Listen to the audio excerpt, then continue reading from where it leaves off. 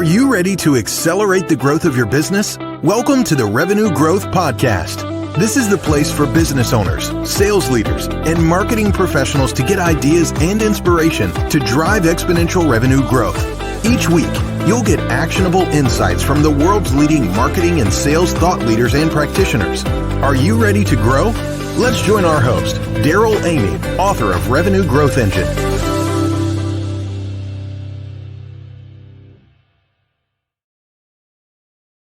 Welcome back to the Revenue Growth Podcast. I'm your host, Daryl Amy, trailblazer and growth architect.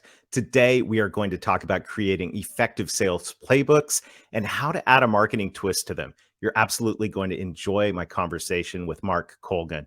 Today's episode is brought to you by Convergo, a team helping entrepreneurial companies develop and implement revenue growth plans.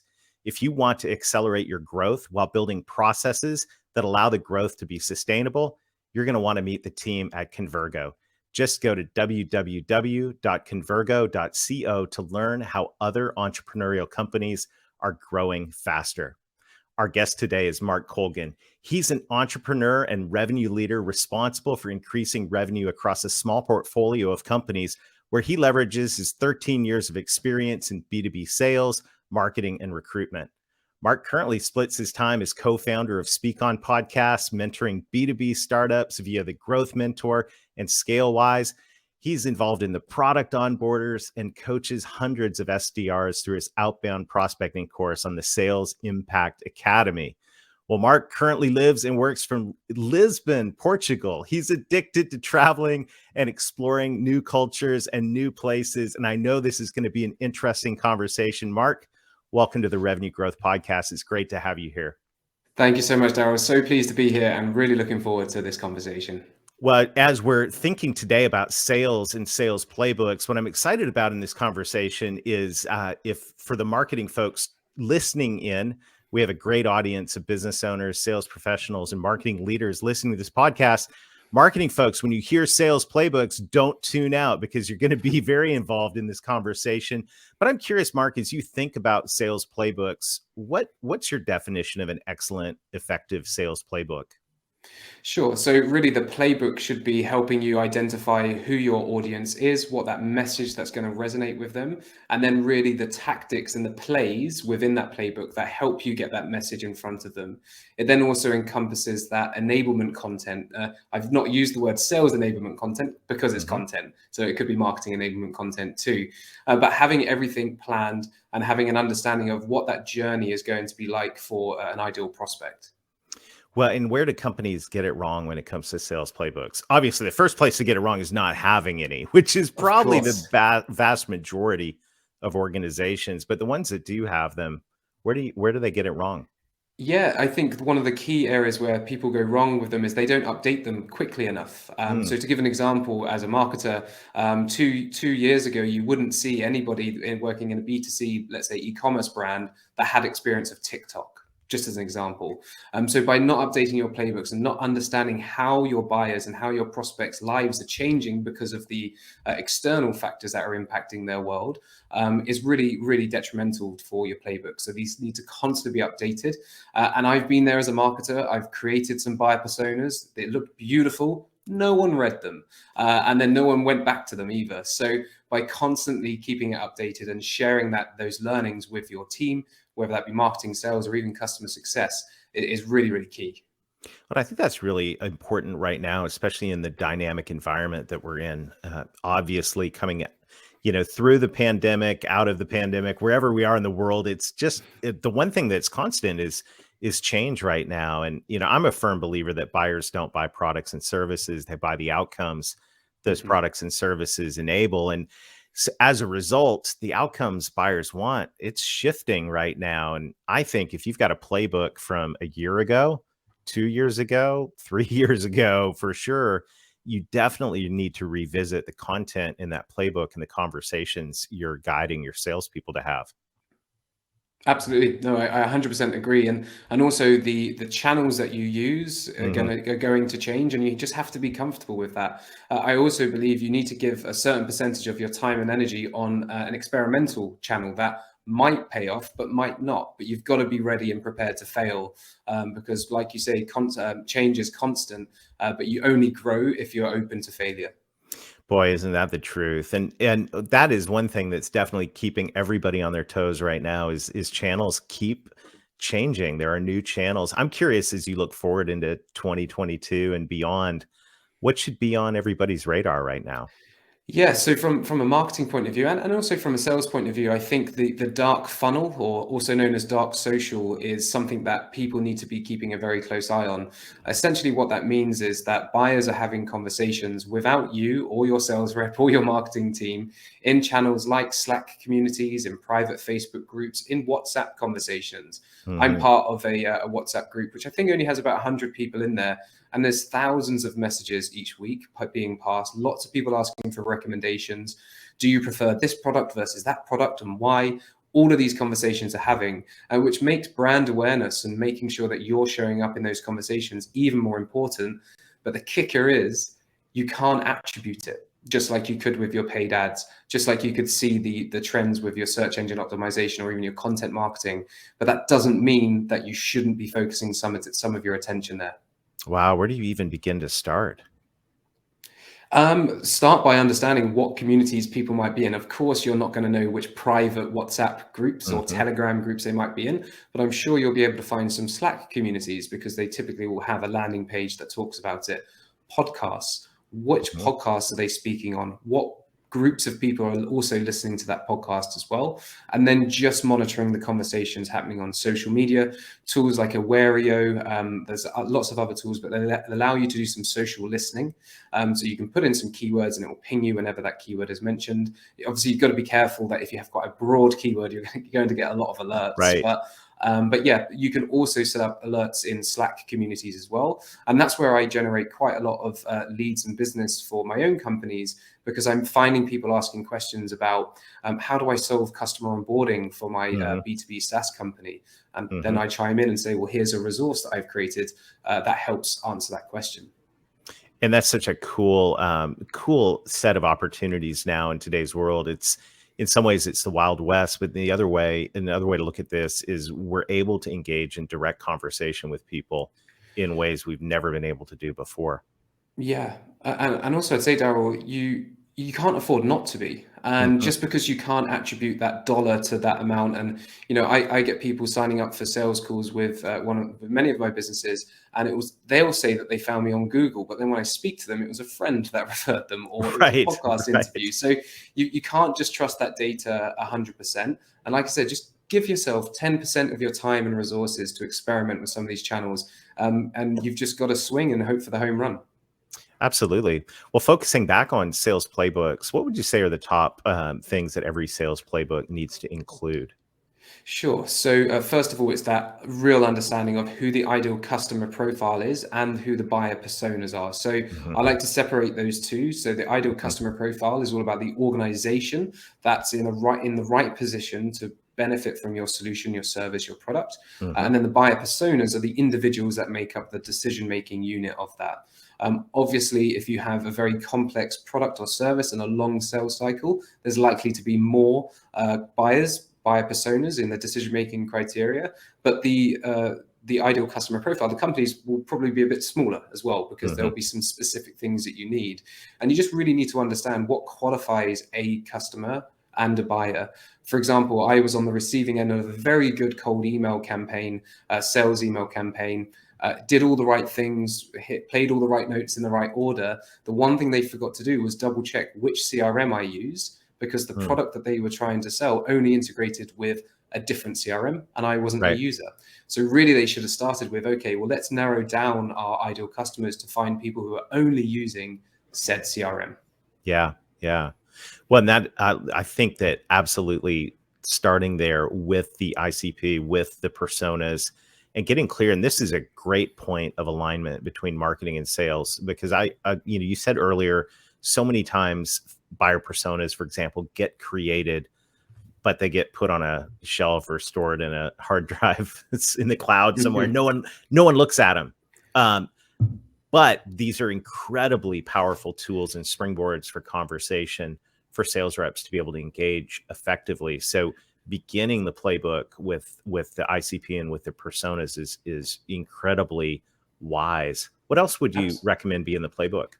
Yeah, so before I move on to some of the other things, I think another thing if you're wanting to stay on top of your buyer personas, one underutilized, I guess, hack that you could use is go to LinkedIn. Let's say that you're trying to sell to HR directors. Go to LinkedIn and save a job alert for HR director job adverts. Have a look at the responsibilities that they're being asked to do. You're not going to find the individual, but you're going to find what that role and what that person is being expected to do. And it will likely say what those objectives or what those outcomes are going to be. And that's the language that you need to be speaking in when you're rolling out your playbook or working through your playbook. So it moves quite nicely into the next part, which is that messaging. Yes. And messaging needs to be about the outcome. Like you say, it's not a product or service people buy, it's the outcome. One thing that I also like to include in my playbooks is also what happens to this person or this company before they need my service or solution. Are they experiencing rapid growth? Are they hiring a lot of staff? Are there legislation changes that are happening? And I like to use a framework called IPA, mainly, Daryl, because I enjoy the IPA beer, but individual, persona, and account. And there's always things happening that usually signals that this person might be more likely to be interested in purchasing or needing the solution that you have to sell. Yeah, very interesting. I think that's incredibly powerful. And what else would you recommend that you include in a playbook? So let's say you've got your understanding of ICP and your buyer personas, you've got your messaging and you're focusing on outcomes. Then you need to start thinking about the channels. How am I going to get this message in front of the right people? One of the things that I think that marketers don't take enough advantage of is thinking like a salesperson. So a sales development rep's job is to research, to reach out, to qualify, and then to pass on a prospect to somebody who usually is an account executive or someone that can close a deal. But if you did that as a marketer, essentially what you can do is research, reach out, start the conversation, ascertain whether it's something that they're interested in, and pass the conversation on to somebody in sales. If you think like that, you're going to start more conversations, you're going to have conversations, and you're going to learn more as a marketer as well. You might find out that messaging that you wrote 6 months ago just doesn't resonate anymore because they're speaking in a different language. So really it's thinking about the different channels that you can use. And that's why I'm a huge advocate of outbound marketing, because it's never been easier to go to LinkedIn, one source, and find a list of 1,000 people that match the same ICP, the ideal customer profile, and have the job title or variation of the job titles that I have identified in my buyer persona work as well. And I can directly contact them by connecting with them on LinkedIn and sending them a message once they've connected. Beautiful. You're speaking my love language, Mark. Outbound marketing. I couldn't agree more. I'm a huge believer that if you know who your ideal client is, you can know who your ideal prospects are. In that case, you're not so much looking for leads. You already know who your leads are. You go out and find them. You're looking for engagement with those leads. And when you've got a good playbook, then you've got something that you can use to engage. So spot on that. Let's talk about just rollout and getting a sales adoption of playbooks. I know there are a lot of people listening in that either haven't looked at their playbooks, maybe they've been sitting on the physical or digital shelf for a while, or there's some other folks listening and going, you know what, we probably should build some sales playbooks, especially right now with a lot of new people on our team. So what's one thing I know a lot of times companies will put things together. Notoriously, marketing will put something together and send it over to sales, and it might make a sales meeting, but it certainly doesn't make the DNA of the sales culture. What have you seen works well in terms of getting sales playbooks integrated into the culture and consistently part of the sales operations? Yeah, what's worked for me in the past has been sitting down with sales and just reviewing the recent deals that have closed. So maybe you look at close one business in the last quarter if you've got a lot of volume. If you're less volume, maybe it's the last year or 12-month period. And just walking through the steps and talking about how did that person go from a lead, unknown, to a known, to a sales conversation, and then to a customer. and then seeing whether they align with the playbooks that you're generating. If there's no alignment there, then the playbook is not going to be integrated and it's not going to be rolled out and adopted. So really getting the sales teams involved in the process, and it can be very tough. I've been there pulling my hair out, trying to get answers and trying to get some time with busy sales reps who are too important to talk to marketing, but persist, get through it, because you're going to generate a playbook which is going to yield the results. I've always aligned myself to revenue. I've never really been too concerned about how many MQLs or how many reply rate or what the reply rate was. I really want to know what generated the revenue. And Darryl, to give an example, I talked about a campaign earlier on today on the Sales Impact Academy course, which I sent 100 emails, so it wasn't a huge campaign. I got an 87% reply rate, 87% open rate, and a 34% reply rate. Wow. So all good. That's a fantastic campaign. None of those closed into a customer. So I stopped the campaign. And what I found out is that the people that I was targeting at the specific time I was trying to reach them, they just weren't interested. They didn't have a need that needed solving. So just because if you stopped at just the marketing, you could shut your laptop down and think, well, that was probably one of the best campaigns I've ever set. I've never get an 87% open rate or a 34% reply rate, but go follow it through to revenue and then reverse engineer it. And I think really the key to be successful in any role really is just understand those patterns and interpret them, and then develop a plan to kind of take advantage of what you've just learned. That's incredibly powerful. And I couldn't agree more. I think in marketing, we can get enamored with all kinds of data and stats, and we can make all kinds of things look however we want them to look because there's so much data there.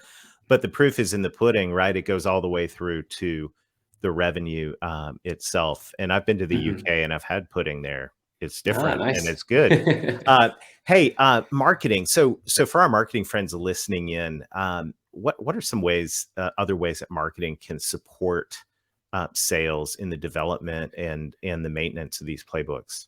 Yeah, sure. So I think it's really like understanding what the process is for this, for the sales process as well. And maybe not listening or maybe not taking the first answer you get from a salesperson. Look, I'm a salesperson and I'm a marketer. So I'm playing devil's advocate, but I'm on both sides of the fence at the same time. I don't update my CRM like I know I should do. And the marketing hat is always telling me to do that. And the salesperson pushes back on this inner dialogue. But no, have thorough conversations with your sales team, and also accompany them on their sales calls if they allow you to. Sit in on the meetings, on the Zoom calls. If they don't want that, I'm sure you can convince them to record the call and then listen to the recording. And what you need to be doing is listening out to what the prospect is really saying. Unfortunately, as salespeople, we get happy ears and we think we hear things when they actually were saying something completely different. So really listen intently and pull out some of the key summaries. And again, you're looking for trends and for patterns there as well. And then with that knowledge and information, that's how you start to create the content which you can then use to enable the sales to happen. A typical example will be you've listened to 10 to 15 to 20 sales calls and you hear this common objection keeps coming up. What's the ROI in X?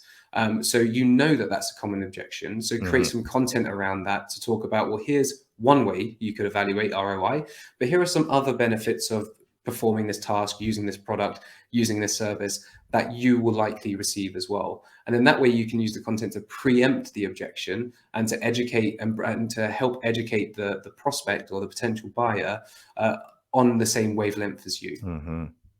I love that. And, you know, to expand on that as well, I think another way marketing can really get engaged, not only listening to sales calls, but also going back and interviewing clients, writing success stories, case studies, video, whatever you want to do. It's great. One of the things I've thought was always funny over the years, Mark, is anytime I've done a success story interview, I'll always interview the salesperson first to get the backstory so I can be efficient with the client. And so I'll ask the salesperson, so why did they buy? And, 9 times out of 10, it's something like, oh, we had a better price. We saved them money.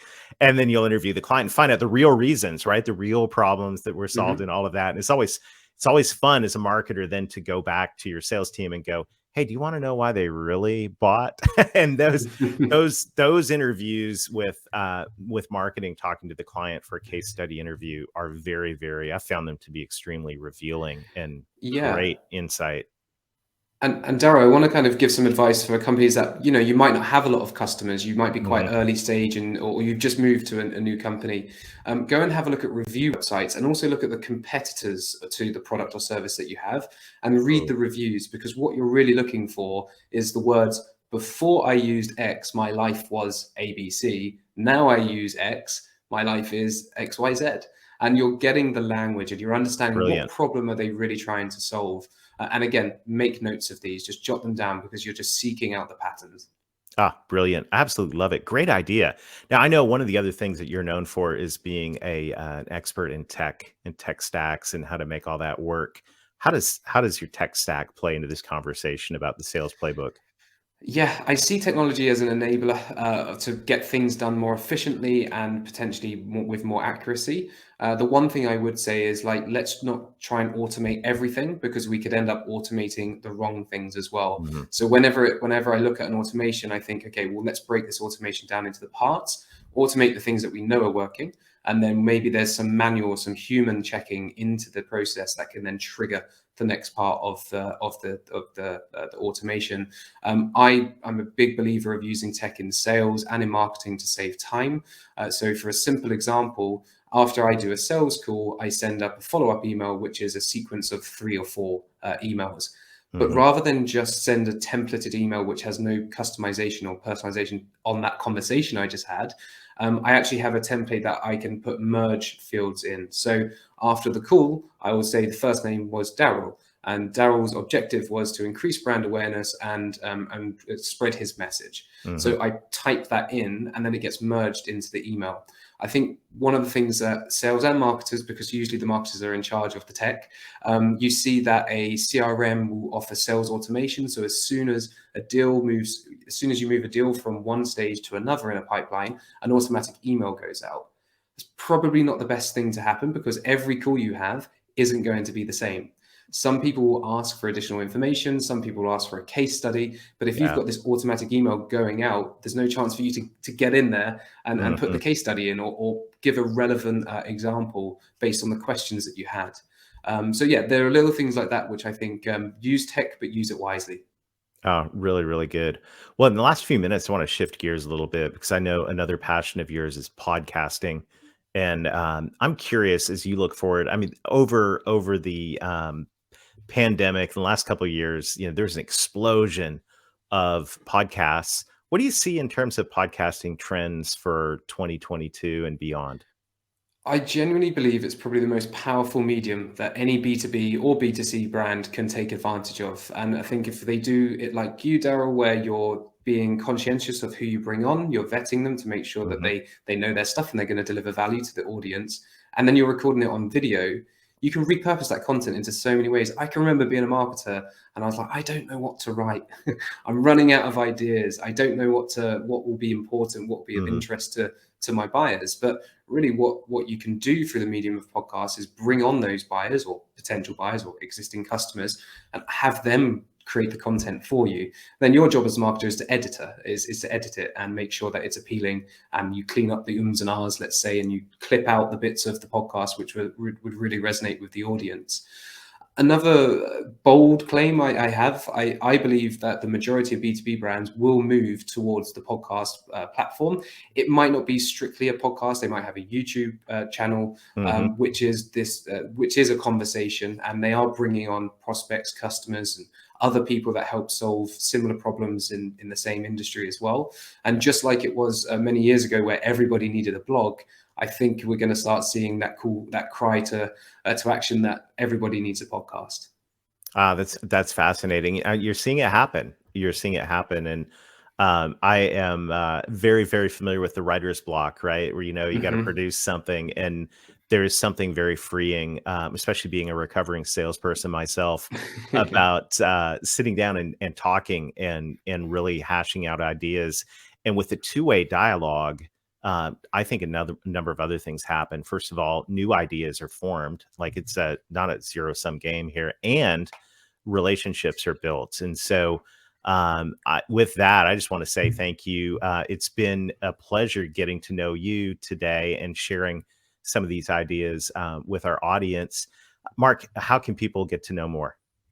Sure. Thank you, Daryl. I've really enjoyed my time here today as well. To find out more about me, LinkedIn is probably the best place. So if you just search for Mark Colgan, that's Colgan. And to find out more about Speak on Podcasts, where we help people get interviewed on industry relevant podcasts, you can go to speakonpodcast.com. And you'll speak to me if you do go through the contact Not an form. autoresponder? Come on, man. No, a real That's human. good. Fantastic. Well, hey, Mark, this has been extremely insightful and I've enjoyed our conversation. I really appreciate you sharing your knowledge with us. This has been fantastic. Brilliant. Thank you once again, Daryl. Speak to you soon. Awesome. Awesome. And thank you to everybody who's listening in and sharing the Revenue Growth Podcast. We're dedicated to making sure that you have the fresh ideas, strategies, tactics, and motivation you need to drive revenue growth. We've got a great lineup of guests coming your way throughout the winter and the spring. So if you're not already subscribed, hit like, hit subscribe. And that way you make sure not to miss any of those. And thank you to everybody who's leaving reviews on the podcast. It helps us spread the word. Thanks again to our friends at Convergo. We appreciate everybody and all that we're doing right now to move forward. This is a time where it is important that we move in the direction of growth, that we keep driving so we can thrive. So we'll see you next week. And as we always say, let's get going